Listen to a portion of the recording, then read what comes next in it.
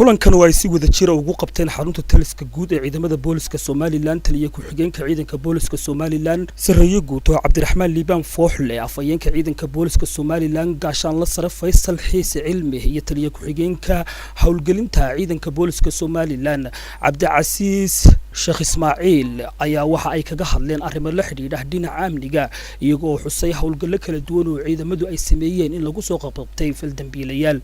ugu horeyn taliye ku xigeenka ciidanka booliska Somaliland Sareeye Guuto Cabdiraxmaan Liibaan Fooxle ayaa faahfaahin ka bixiyay howlgallada ciidamadu qabteen gaar ahaan waxa uu si gaar ah u iftiimiyay howlgallo la xiriira dhinaca gaadiidka fitiska ah oo ay ku qabteen fil dambiilayaal casri ah oo ay la soo baxeen waxa kaloo jirta gaadiid حديث إنه سوى بحضي عم سوى بيرتي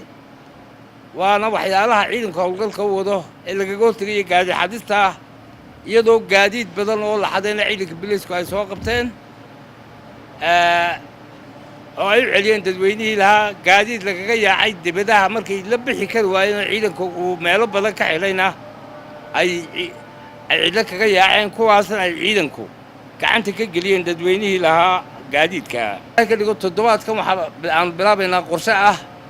inaan u soo bandhigno dadweynaha wax qabadka ciidanka toddobaadkii kastaba afayeenka ciidanka booliska Somaliland gaashaan la sare Faysal Xiise Cilmi ayaa isagu waxa uu xusay tirada howlgallada ay wiigii u dambeeyay qabteen eedeysanayaasha iyo dambiilayaasha la soo xidhay isagoo arrimahaasi faahfaahinayna waxa uu yiri howlgallada ay wadaan waxay ku soo gacanta ku soo dhigeen ilaa 100 baabuur oo fijis iyo baabuur kala ah waxay ku xidhayeen kastamka iyo halkaas waxay ogsoon lahayd in bishii 7 bishii lixaad in baabuur fijis ah oo lambarkiisu yahay 74427 oo dad ku jiray Deermoon hortiisa baabuurka lama aqoonsan ciidanka booliska muddo badan buu daba socday oo baarayay taliyaha ciidankuna amar culus buu ka bixiyay si lagu soo qaban lahaa nasiib wanaag baaris qoto dheer oo ciidanka booliska sameeyeen waxay gacanta ku soo dhigeen 74427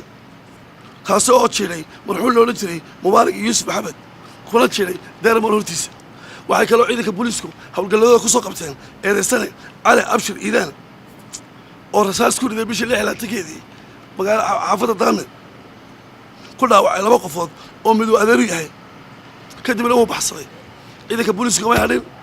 waxay ku soo dhigeen gacanta waxaanu ku xidhayahay halkan cadaaladda si degdeg loo horgeynaya guud ahaan ciidamada booliska Somaliland ayaa waxay wadaan howlgallo la xiriira dhinaca amniga ay ku qabanayaan dambiilayaasha Xasan Ismaaciil Maxamed Cawl Cabdi Kaahin telefishinka qaranka Somaliland magaalada Hargeysa